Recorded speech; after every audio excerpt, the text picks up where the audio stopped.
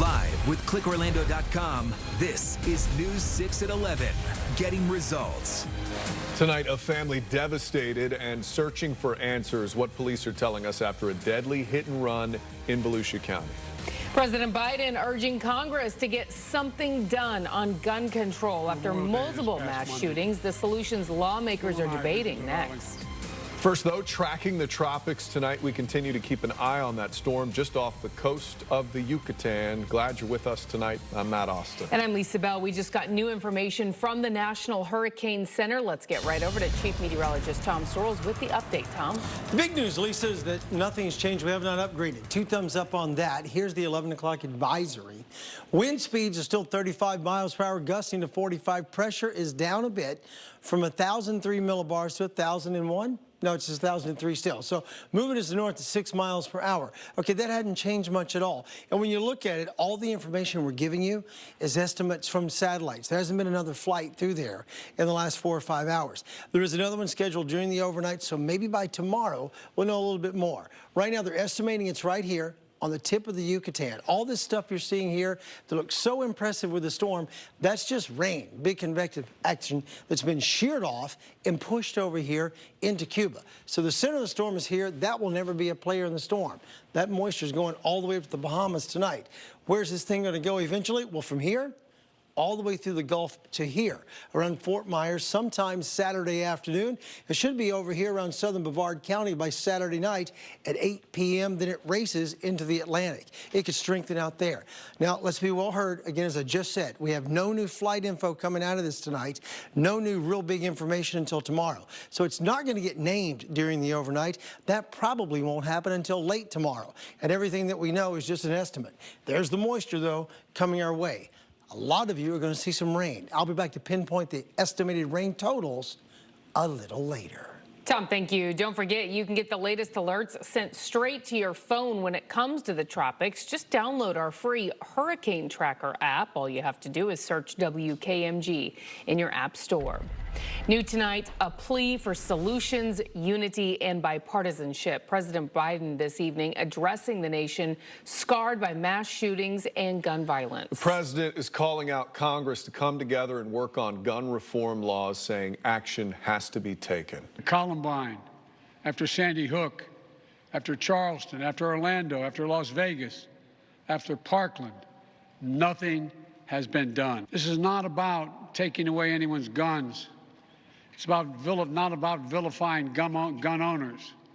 In fact, we believe we should be treating responsible gun owners as an example of how every gun owner should behave. Part of the president's solutions include raising the age to buy assault weapons from 18 to 21, strengthening background checks, enacting safe storage law and red flag laws, putting limits on big capacity magazines, and addressing America's mental health crisis. In the past 2.5 weeks, at least 35 people have lost their lives in mass shootings, first at a grocery store in Buffalo, New York, then at an elementary school in Uvalde, Texas, and most recently at a hospital in Tulsa, Oklahoma. Senate GOP leader Mitch McConnell says he is hopeful and optimistic lawmakers can compromise on legislation to address mass shootings when the Senate returns to session next week. Today, the House Judiciary Committee held a hearing on gun legislation called the Protecting Our Kids Act.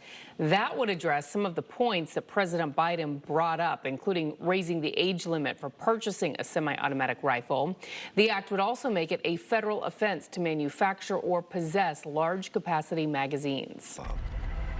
New at 11 now, police investigating yet another deadly hit and run in Central Florida tonight. It comes after a string of fatal hit and runs this past week. This is happening on Nova Road and Bellevue Avenue in Daytona Beach. Police say they found a man dead lying in the middle of the road. And tonight we are getting an update from officers and are hearing from the victim's family, who says they want justice. News 6's Treasure Roberts is in Volusia County. Thank you, Treasure. We're also posting the GoFundMe on our website. Just search for the story on the homepage there. We're also waiting for updates in another deadly hit and run in Seminole County. We first told you about that fatal crash last night at 11. It happened near Eagle Circle and Shadow Oak Drive near Castleberry. While troopers don't yet know who was behind the wheel, they do have a crucial clue here.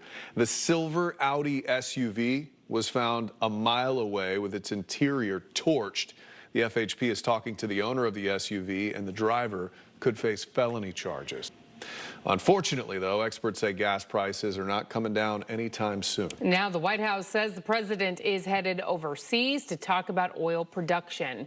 And billions of dollars in student debt now being wiped away for certain Americans. We'll tell you why next. And COVID shots for small kids when leaders say they plan on discussing Pfizer and Moderna's new coronavirus shot. Tom. All eyes are still on tropics tonight. To be Alex or not to be Alex? What will happen with this thing? I'll be back to pinpoint what's going on, where we think it's going, and the impacts. How much rain are we talking about for your weekend? And coming to the rescue at just the right time, we've shown you the heart-pounding body camera video. Now we are hearing from two officers who are being called heroes.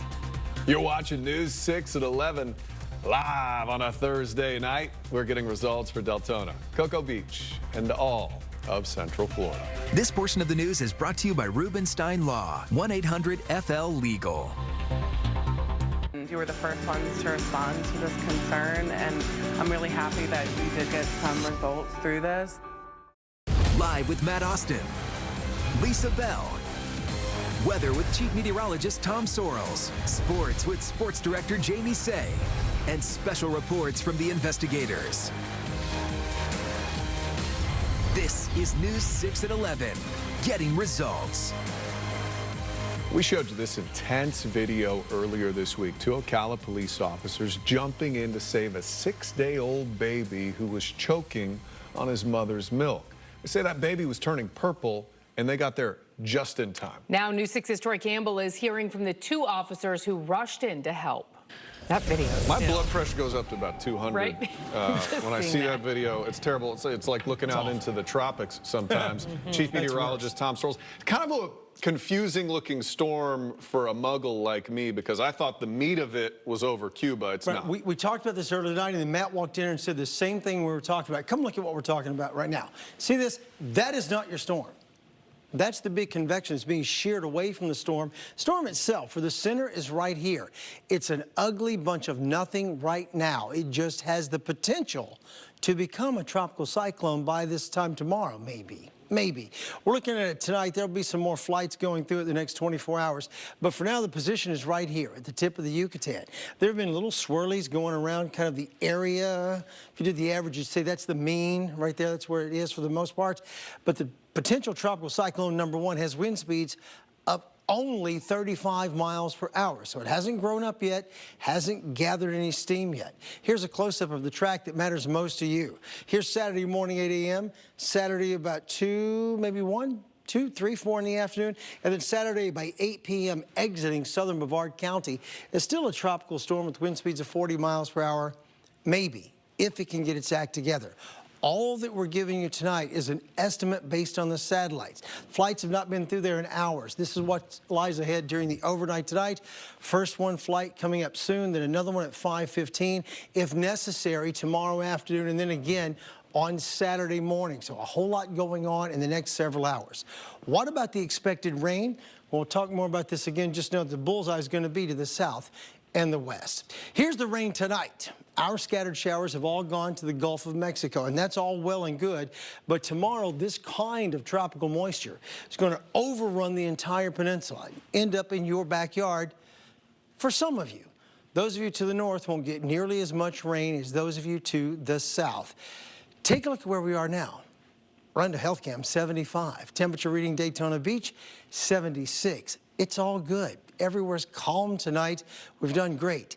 During the overnight, no worries. But tomorrow, things fall apart as the day wears on. There's radar by 2:30. There it is by 7:30 tomorrow night. And there we go into Saturday afternoon. All the rain begins to check out of here by about, say, 4, 5, or 6 Saturday evening. So things will improve. And again, the bullseye for the moisture is all going to be down here. Southern Brevard County all the way up to the Cape. Some of you could get 6 inches of rain. Tonight's low 73. Here's tomorrow. Your forecast is sponsored by Del Air Heating, Air Conditioning, Plumbing, and Electrical. High tomorrow, 92. Rain chances build through the day. Here's the extended forecast. 92 tomorrow. 88 on Saturday. Sunday, rapid improvement as the system exits. I'll be here tomorrow. Neighbors, sleep tight. Tom, thank you. Here are tonight's winning lottery numbers. Pick 2, 9-3. Pick 3, 6-7-5. Pick 4, 4-1-7-0. Pick 5, 8-5-0-0-3. The fireball is 5. Fantasy 5 is 23, 2, 13, 9, and 14. Cash for life is 55, 54, 40, 60, 12, and that cash ball is 3. Good luck. Well, billions in student loan debt erased. Who is eligible next? And will the pain at the pump end anytime soon? President Biden now planning on heading overseas to try and bring down gas prices. The details next. It's hurricane season, and Chief Meteorologist Tom Sorrells and the Pinpoint Weather Team are here for you, tracking the hurricane's path with pinpoint accuracy, live Doppler radar, and 3D views inside the storm. Stay safe with the new 6 Weather Team. Gas prices continue to hit those record highs, though. You're seeing it in Florida, in Orange and Seminole counties. We're seeing stores charge up to $4.75 a gallon. I drove right past one on my way to work. Experts predict gas could top $5 a gallon sometime this summer, and relief may not come for months. Sports director Jamie Say joins us now. Jamie, Mackenzie Milton makes an emotional announcement tonight. Yeah, the announcement is about his future when it comes to football. Milton's been chasing the dream of the NFL for as long as he's been at UCF and then at Florida State. He addresses his playing days in an emotional and honest social media post that's coming up next. The new 6 Prep Player of the Week is brought to you by Sonic. This is how we Sonic. Get to know Matt Austin on News 6 weeknights at 5 p.m. Welcome back to News 6. Beloved quarterback Mackenzie Milton announces tonight that his football playing days have come to an end. Thank you for the memories, Mackenzie. Well, it's time once again to recognize a Central Florida student athlete excelling on and off the field. It's the Sonic Prep Player of the Week. Tonight, we're hitting the volleyball court, where a Lake Mary High School star stands out. It's hard to miss Shane Wetzel. The Rams senior is 6'6" and towered over the competition this year, leading Lake Mary to the state semifinals. For Shane, this is just the beginning. He's off to Ohio State in the fall to play for the Buckeyes. I just fell in love with it, kinda. I love the culture of the team there, the whole campus, all the different options academically, and just the coaches too, volleyball-wise. How exciting is that? He's going to be a Buckeye next fall. Good luck to Shane going forward. Yeah, and 6'6", you expect him to stand out there, too. It's not fair that you can jump that high and be that tall. Right? I know. You know, the Warriors maybe could have used him tonight in the fourth quarter. Yeah, they could have used him. All right, Jamie, thank you. Thank you for joining us tonight. We break news at clickorlando.com. Check out the morning crew. They'll be here at 4:30 a.m. Have yourself a great night.